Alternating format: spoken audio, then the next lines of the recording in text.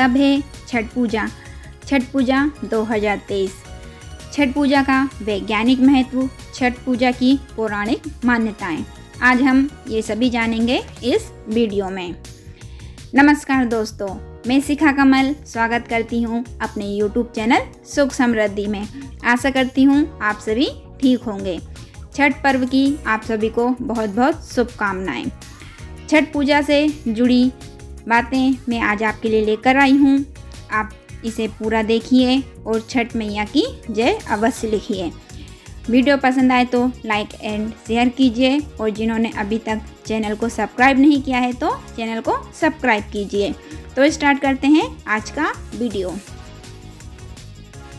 हर साल कार्तिक मास के शुक्ल पक्ष की षष्ठी तिथि को छठ पूजा का महापर्व मनाया जाता है, जो कि बिहार और पूर्वांचल में बहुत ही हर्षोल्लास के साथ मनाया जाता है। छठ पूजा में सूर्य देव की पूजा की जाती है। छठ पूजा के महापर्व पर व्रत रखा जाता है, जिसे सबसे कठिन व्रतों में से एक माना जाता है। छठ पूजा में कुल 36 घंटे का व्रत रखना होता है। छठ पूजा 2023। बता दें कि 4 दिनों तक मनाया जाने वाला छठ महापर्व इस साल 17 नवंबर 2023 से शुरू होगा और 20 नवंबर को समाप्त हो जाएगा। छठ में सूर्य देव की उपासना की जाती है।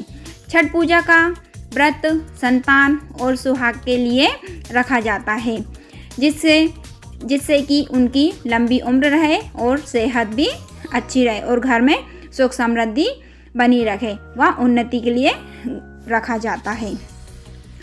मान्यता के अनुसार छठ सूर्य की शक्तियों का मुख्य स्रोत होता है।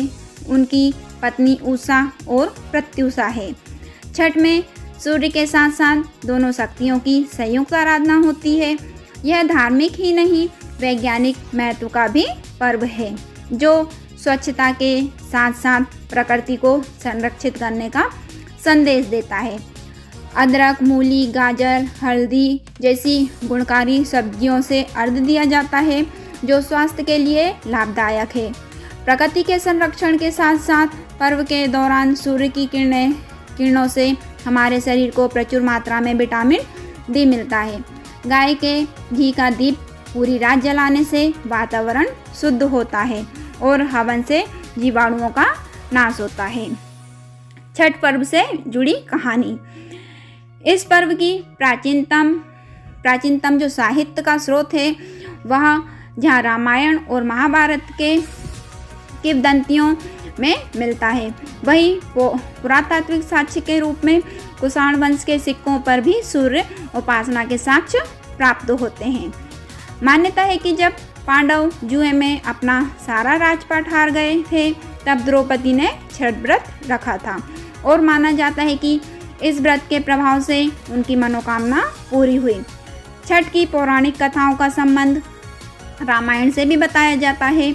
दशहरे के दिन रावण का वध करने के बाद जब श्री राम 14 साल बाद अयोध्या लौटे थे और अयोध्या में दिवाली के छठे दिन सरयू नदी के तट पर अपनी पत्नी सीता के साथ षष्ठी व्रत रखकर डूबते सूर्य को अर्घ दिया था। इसके अगले दिन उगते सूरज को अर्घ देने के बाद उन्होंने राजपाट संभाला था। राजा प्रियव्रत की कहानी। छठ पर्व का उल्लेख ब्रह्म वैवर्त पुराण में भी मिलता है। कथा के अनुसार राजा प्रियव्रत को कोई संतान नहीं थी और इस वजह से वे प्राय दुखी रहते थे। महर्षि कश्यप ने राजा से पुत्र प्राप्ति के लिए यज्ञ करने को कहा और यज्ञ के बाद महारानी मालिनी ने एक पुत्र को जन्म दिया। दुर्भाग्य से वह शिशु मृत पैदा हुआ।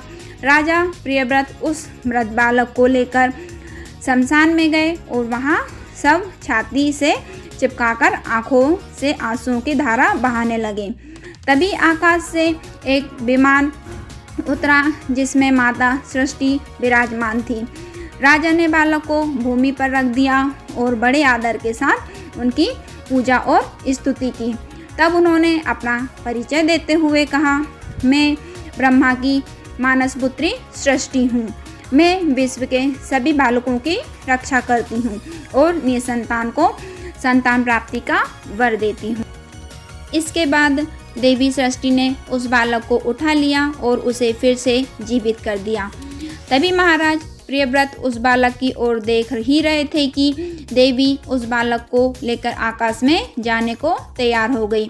यह देख राजा ने पुनः देवी की स्तुति की। देवी ने राजा से कहा, तुम मनु के पुत्र हो, 3 लोकों में तुम्हारा शासन चलता है। तुम सर्वत्र मेरी पूजा कराओ और स्वयं भी करो। मैं तुम्हें कमल के समान सुख वाला यह मनोहर पुत्र प्रदान करूंगी और उसका नाम सुब्रत होगा।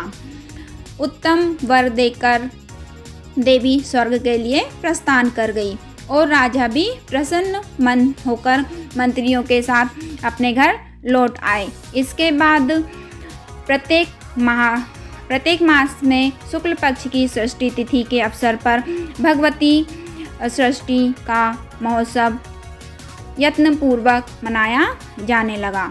संतान जन्म के 6ठे दिन 21वें दिन तक तथा अन्न प्रसादन के शुभ समय पर यत्नपूर्वक देवी की पूजा होने लगी। इस प्रकार स्तुति करने के पश्चात महाराज प्रियव्रत ने षष्ठी देवी के प्रभाव से यशस्वी पुत्र प्राप्त किया। छठ के बारे में वैज्ञानिक तथ्य। वैज्ञानिकों का मानना है कि कमर तक पानी में रहकर सूर्य की ओर देखना स्वास्थ्य के लिए फायदेमंद है। इससे टॉक्सिफिकेशन की प्रक्रिया होती है। इससे सूर्य की किरणों में 16 कलाएं होती हैं। लोटे से आड़े तिरछे जल की धारा से सूर्य की किरणें परावर्तित होकर जितनी बार आँखों तक पहुँचती है, उससे स्नायु तंत्र जो शरीर को कंट्रोल करते हैं सक्रिय हो जाता है। दिमाग की कार्यक्षमता बढ़ जाती है। इस पूजा के प्रभाव से चर्म रोग ठीक हो जाते हैं। मार्कंडेय पुराण में भी ऐसा वर्णन किया गया है। 4 दिनों की छठ पूजा का महत्व। यह 4 दिनों का पर्व है। इसकी शुरुआत कार्तिक शुक्ल चतुर्थी से होती है और कार्तिक शुक्ल सप्तमी तक को इस पर्व को समापन होता है। छठ पूजा का पहला दिन नहाए खाए होता है। इस दिन स्नान के बाद घर की साफ सफाई की जाती है और शाकाहारी भोजन किया जाता है। बिहार में लौकी खाने की परंपरा है। छठ पूजा के दूसरे दिन खरना में व्रती पूरे दिन उपवास करते हैं। शाम के समय गुड़ की खीर, घी लगी हुई रोटी और फलों का सेवन करते हैं। साथ ही घर के बाकी सदस्यों को इसे प्रसाद के तौर पर दिया जाता है। व्रती इसके बाद से लेकर सप्तमी के दिन सूर्यदेव को अर्घ्य देने तक करीब 36 घंटे तक का यह व्रत करती हैं और पानी तक नहीं पीती। तीसरे दिन यानी कार्तिक शुक्ल षष्ठी को संध्या के समय सूर्यदेव को अर्घ्य दिया जाता है। बांस की टोकरी में फलों, कई तरह के फल, ठेठुआ, चावल के लड्डू आदि से अर्घ्य का सूप सजाया जाता है और नदी या तालाब, पोखर के किनारे सूर्यदेव को जल और दूध से अर्घ्य दिया जाता है। इसके साथ ही प्रसाद भरे सूप से छठी मैया की पूजा की जाती है। शाम को घर लौटने के बाद रात में छठी माता के गीत गाए जाते हैं और व्रत कथा सुनी जाती है। सप्तमी यानी चौथे दिन सुबह के समय सूर्योदय से पहले जल स्रोत के पास पहुंचकर उगते सूर्य को अर्घ्य दिया जाता है। इसके बाद छठी माता से संतान की रक्षा और पूरे परिवार की सुख शांति का वर मांगा जाता है। पूजा के बाद व्रती थोड़ा प्रसाद खाकर व्रत पूरा करते हैं, जिसे पारण या परणा कहा जाता था। यह था छठी माता का व्रत से संबंधित बातें। वीडियो पसंद आया है तो लाइक करें, शेयर करें एवं चैनल को सब्सक्राइब करें। जब तक के लिए नमस्कार।